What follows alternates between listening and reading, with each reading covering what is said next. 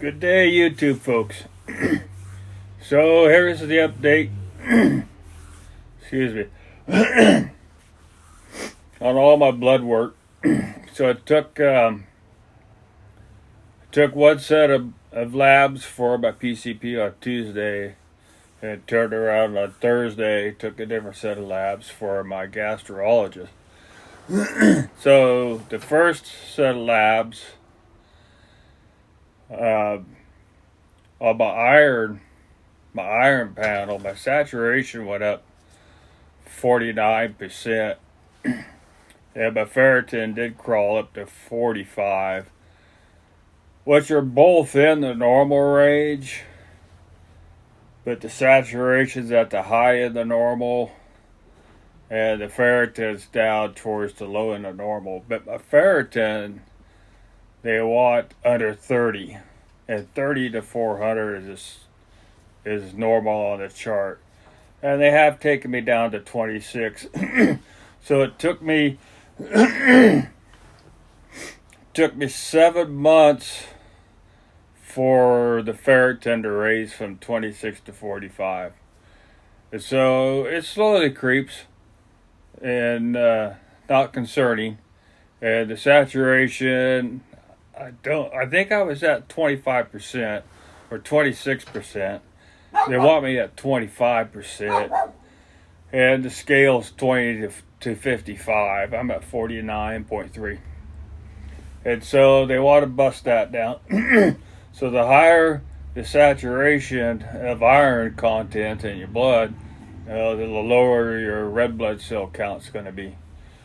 But those numbers are all checking, and hemoglobin, those who suffer from this will know those numbers. Mine's well within the normal range finally. It's taken a long time, a year, to get it up there. And there's nothing you can really do. It just has to recover on its own, I guess.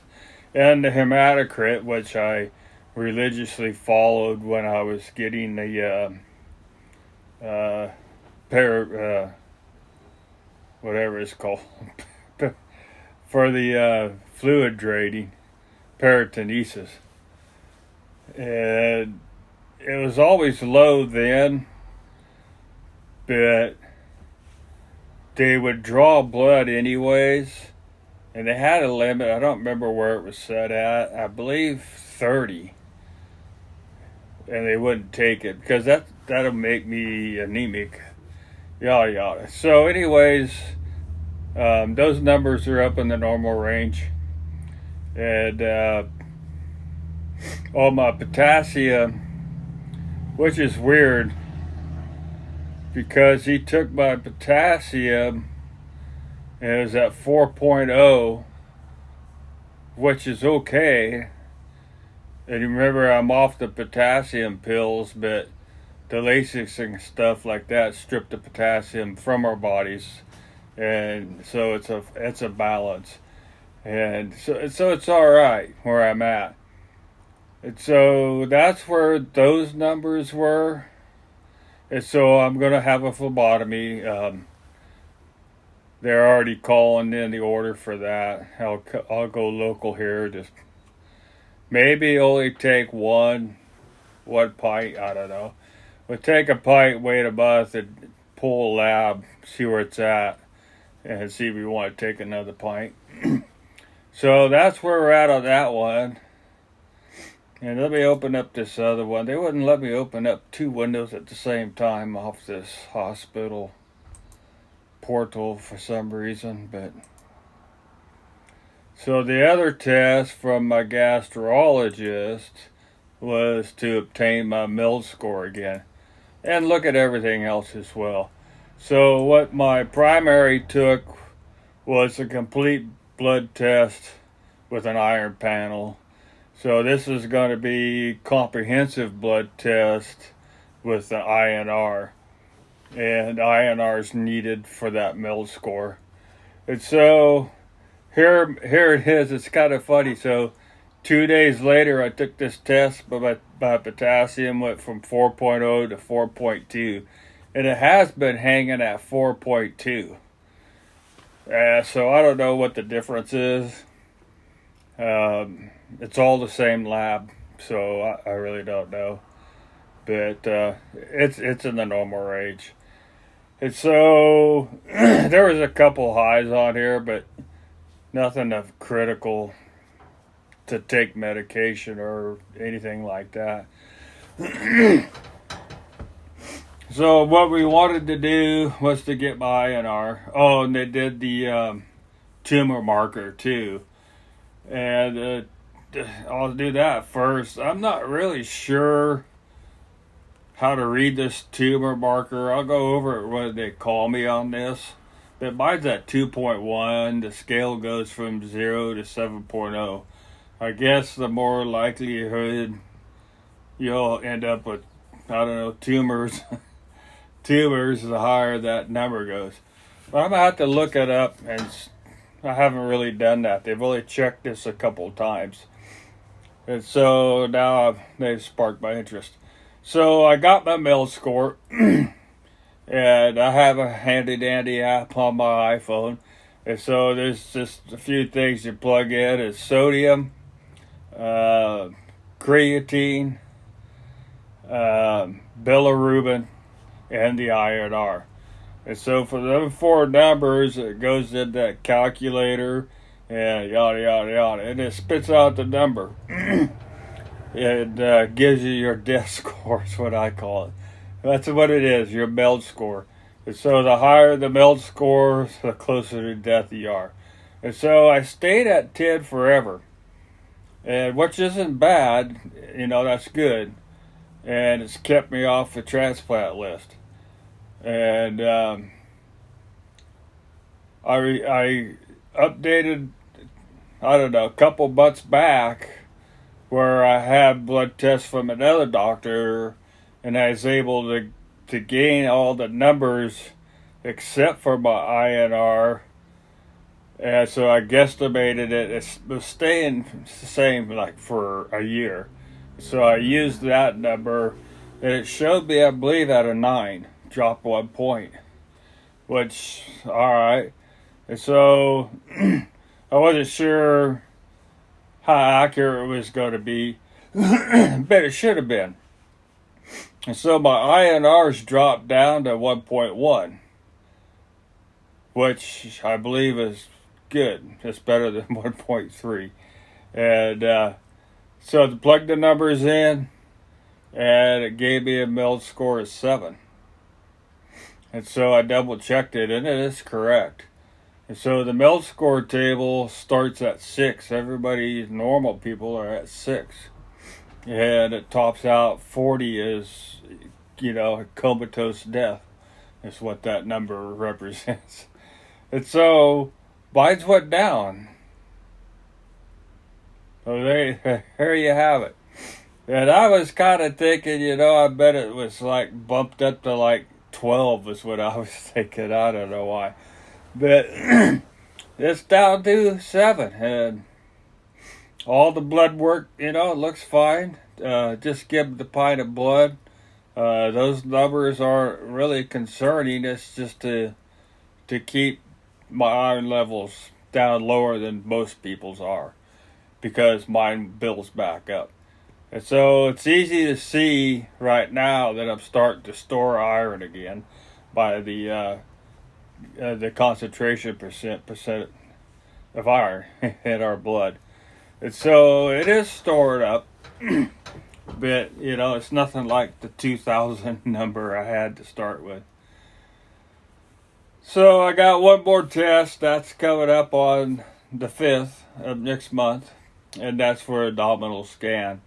And like I said before, especially now after getting all my blood work done last week, I just can't see any problem. I really don't. So I have a feeling that'll be a good report, same as last time. That's what I'm going to go for. The liver can't heal itself in the state it's in. So I don't really know what's going on. But whatever it is, it's good. I feel good. I've eaten good. I've stayed right at 205 pounds, which is more than I wanted, but it is what it is, you know. So I'm scared to lose weight. I'm scared to gain weight because both could have negative impact. But the weight I am gaining, which is fat weight, you know, really it is. And some of my muscle weight back as well, I'm sure.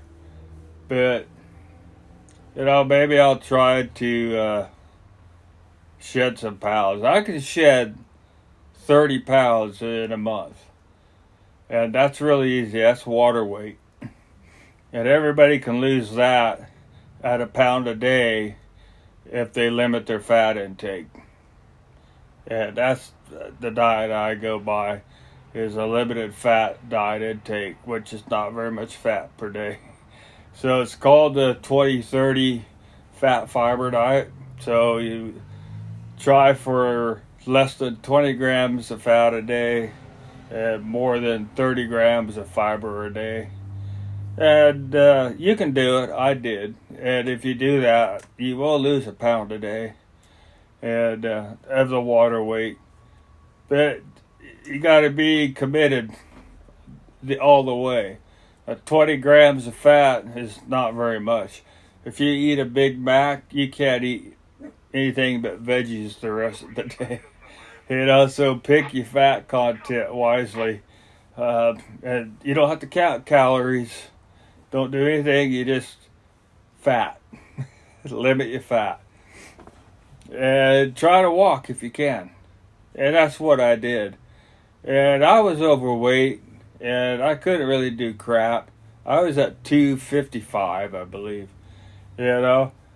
And that's what I started doing. And I worked up to walking 5 miles, you know. And got to where I was. Now, you know, now I'm past that, you know, my target weight. So, I don't know, maybe I'll just shoot for like a 185.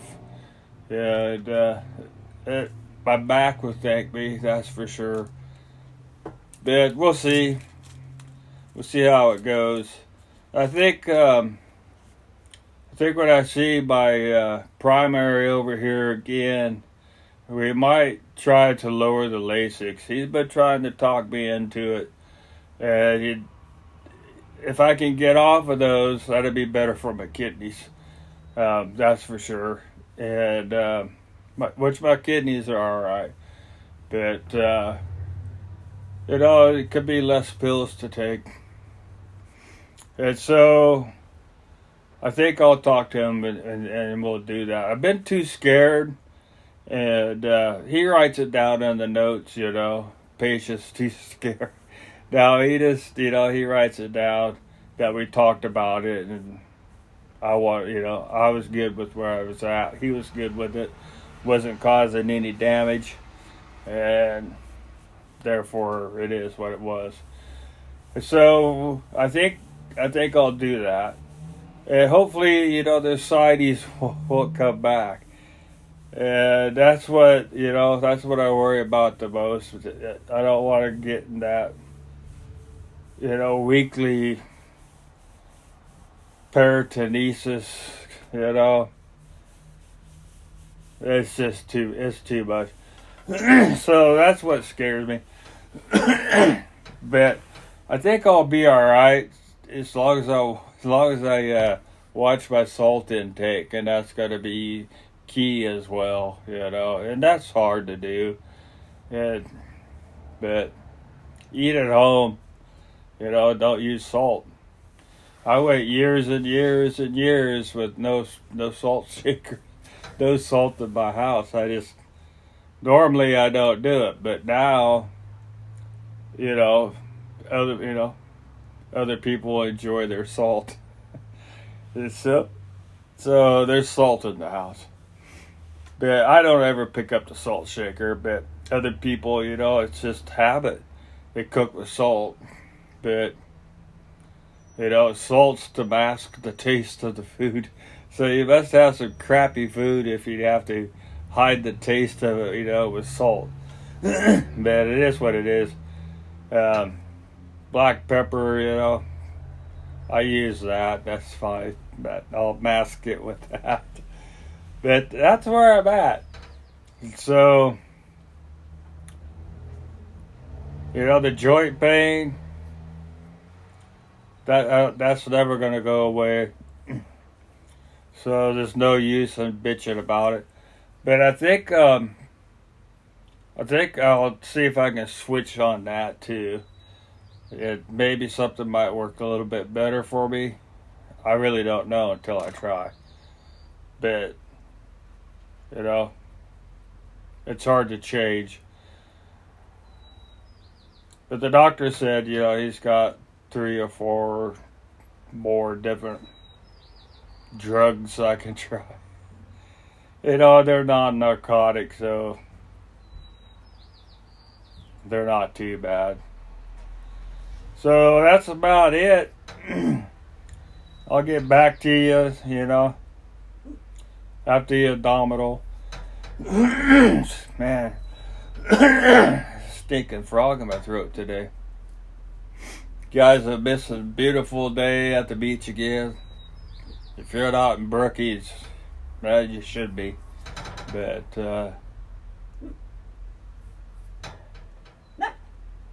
that's where we're at. So that's all I got. Till next time, you guys stay healthy, you know. Comment if you got any questions. I can surely do my best to answer them. And peace out, you guys.